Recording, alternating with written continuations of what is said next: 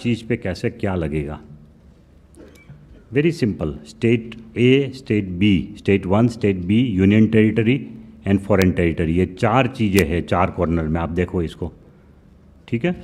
State 1, state 2, union territory and foreign territory. तो कोई भी गुड्स जब एक ही स्टेट के अंदर बिकेगा तो उसके ऊपर एक CGST लगेगा और एक SGST लगेगा। टैक्स का रेट तो एक ही डिसाइड करेगी काउंसिल। मान लो एक चीज़ है, उसके ऊपर 18% टैक्स का रेट GST काउंसिल डिसाइड करती है, तो 18 में से 9% ऑटोमेटिकली CGST में चला जाएगा, 9% SGST में चला जाएगा। अगर 28% रेट है तो 14% स्टेट को चला जाएगा, 14% सेंट्रल को चला जाएगा। सिर्फ नोमेनक्लेचर अलग इसलिए है कि उस हेड में वो जाने से स्टेट और सेंटर को अलग अलग इनकम डायरेक्ट चली जाएगी, इसलिए वो नाम अलग है। बट जो भी रेट होगा वो सिंगल GST रेट होगा।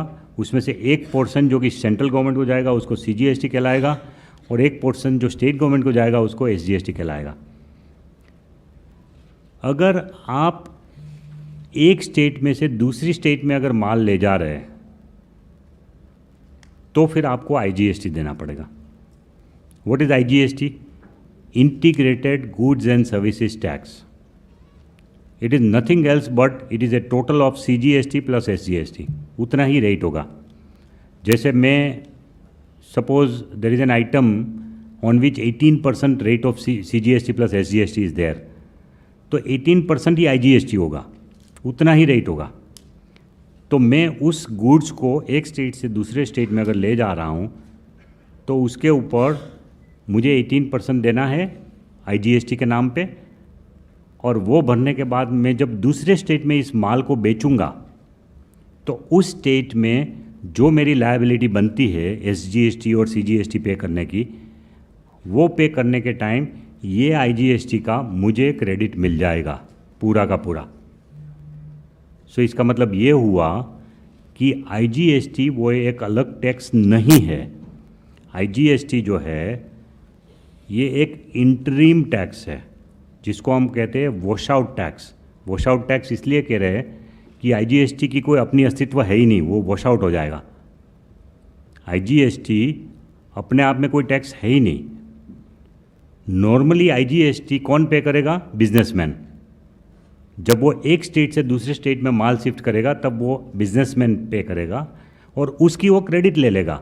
तो फाइनली IGST की कोई इनकम सरकार को नहीं होने वाली है। IGST की कोई अपनी इनकम सरकार को नहीं होने वाली है। इनकम जो होगी सरकार को वो CGST और SGST की ही होगी। पूरी की पूरी इनपुट टैक्स क्रेडिट ले लेगा वो IGST की, अपनी जब भी टैक्स लायबिलिटी आएगी उसके सामने। कुछ ऐसे ट्रांजैक्शन हो सकते हैं B2C ट्रांजैक्शन, जैसे दिल्ली से सपोज नॉर्थ ईस्ट नागालैंड का कोई आदमी दिल्ली में आया और दिल्ली से एक टीवी खरीद के चला गया, तो वो अगर बताएगा कि भाई मैं नागालैंड ले जा रहा हूँ, ट्रांसपोर्ट कर रहा है, अपना ट्रांसपोर्ट में अगर भेज रहा है नागालैंड, तो IGST लग के जाएगा। अगर वो बता नहीं रहा है कि मैं नागालैंड में ले जा रहा हूँ तो वो तो स्टेट का ही, दिल्ली का ही SGST और CGST लगेगा। तो उस केस में IGST जो वो पे करके नागालैंड में टीवी ले जा रहा है वो IGST की क्रेडिट कोई लेगा नहीं, लेकिन वो पड़ा रहेगा सरकार के पास। वो उसका विभाजन स्टेट और सेंटर के बीच में इक्वल हो जाएगा। अगर ऐसा कोई IGST पड़ा रहेगा सरकार में तो उसका विभाजन बट बहुत छोटी ऐसी अमाउंट होगी।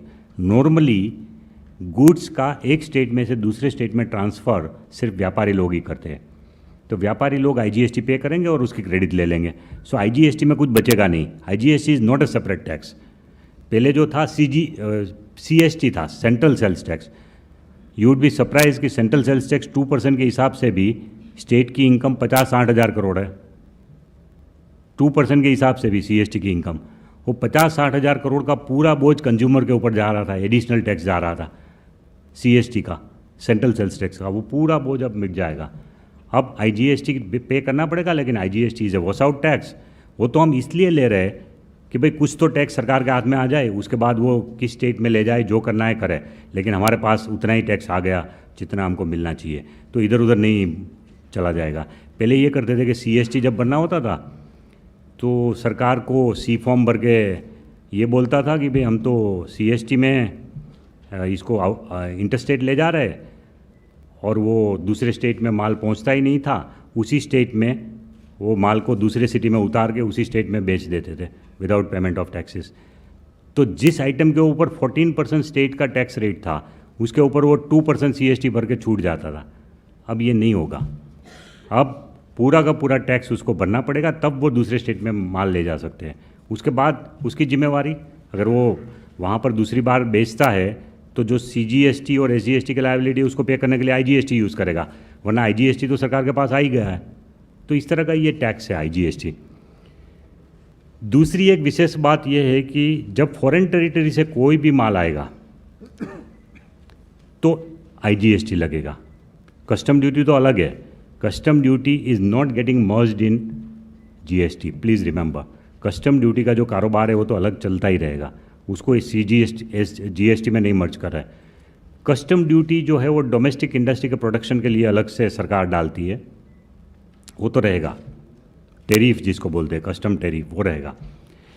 लेकिन कस्टम ड्यूटी के उपरांत उस कमोडिटी पे डोमेस्टिक इंडस्ट्री में GST काउंसिल ने जो भी रेट डिसाइड किया है उतना ही रकम IGST के रूप में हम ले लेंगे उनसे। फिर अगर व्यापारी वो चीज़ को इंपोर्ट कर रहा है और फिर वो CGST SGST पे करने की लायबिलिटी आती है दोबारा जब इंडिया में सेल करेगा, तो उसमें से वो IGST का क्रेडिट उसको मिल जाएगा। लेकिन सबसे पहले तो इंपोर्ट के टाइम ही IGST लग जाएगा। अब ये सबसे महत्वपूर्ण चेंज मेकिंग इंडिया के लिए है, मैं आपको बता दूं कैसे। क्योंकि अब तक जो था वो ये था कि भाई हम एक्साइज ड्यूटी के इक्विवेलेंट CVD लगा रहे थे। एक्साइज ड्यूटी जो लोकल इंडस्ट्री पे था उसके इक्विवेलेंट हम CVD लगा रहे थे। उसके अलावा सिर्फ 4% SAD स्पेशल एडिशनल ड्यूटी लगा रहे थे। ये जो 4% SAD लगा रहे थे उसका मतलब ये था कि स्टेट गवर्नमेंट की जो वेट देनी पड़ती है लोकल इंडस्ट्री को, उसके बदले में हमने 4% SAD डाला था। अब वो 4%, वो एक्चुअली स्टेट गवर्नमेंट तो 14% रेट ले रही है वेट का, लेकिन सिर्फ 4% देने के बाद वो माल इंडिया में आ सकता था। तो अब ये नहीं होगा। डोमेस्टिक इंडस्ट्री के ऊपर जितना टैक्स का बोझ है उतना ही टैक्स का बोझ इंपोर्टेड माल के ऊपर आएगा। तो इससे मेक इन इंडिया को बल मिलेगा कि नहीं? बल मिलेगा। इससे मेक इन इंडिया को इससे बल मिलेगा। तो ये एक परफेक्ट सिस्टम हो जाएगी कि लोकल इंडस्ट्री जितना टैक्स पे कर रहा है उतना ही इंपोर्टेड वाले भी पे करे, ताकि दोनों के बीच में अंतर नहीं रहे। पहले ये था कि इंपोर्टेड माल सस्ता पड़ता था और डोमेस्टिक माल जो है वो उनको बेचारे को तकलीफ पड़ रही थी इंपोर्टेड के सामने टिकने के लिए। तो this is a very significant change that is going to be brought about IGST लगाने से इंपोर्टेड माल के ऊपर। जिस तरह से स्टेट के अंदर स्टेट GST है उस तरह से यूनियन टेरिटरी के अंदर भी यूनियन टेरिटरी GST लगेगा। तो यूनियन टेरिटरी के अपने खर्चे चलाने के लिए जो टैक्स लगता है वो यूनियन टेरिटरी GST होगा और वो भी इक्विवेलेंट टू स्टेट GST होगा। CGST plus union territory GST union territory में लगेगा। और उसका जब भी आप कोई एक स्टेट से दूसरे स्टेट में या एक स्टेट से दूसरी यूनियन टेरिटरी में अगर माल ले जा रहे हैं तो IGST देना पड़ेगा। इसलिए ये पिक्चोरियल जो रिप्रेजेंटेशन है उसमें एरो दिखा रहे हैं हम कि इंपोर्टेड माल आएगा तो भी IGST देना पड़ेगा, एक स्टेट से दूसरे स्टेट में जाएगा तो भी IGST देना पड़ेगा, दूसरे स्टेट से यूनियन टेरिटरी में फिर से जा रहा है तो भी IGST देना पड़ेगा। बट हर बार आपको इनपुट टैक्स क्रेडिट मिलती जाएगी इसकी, बट पूरा ट्रांजैक्शन का ट्रेल कंप्यूटर में लास्ट तक रहेगा। एक माल बनाया, वहाँ से लेके 4 स्टेट में घूमने के बाद 5वें स्टेट में अगर कंज्यूमर के पास पहुँचा तो भी इसका पूरा ऑडिट ट्रेल कंप्यूटर में रहेगा। ये इसकी बेनिफिट है GST की। Okay, next.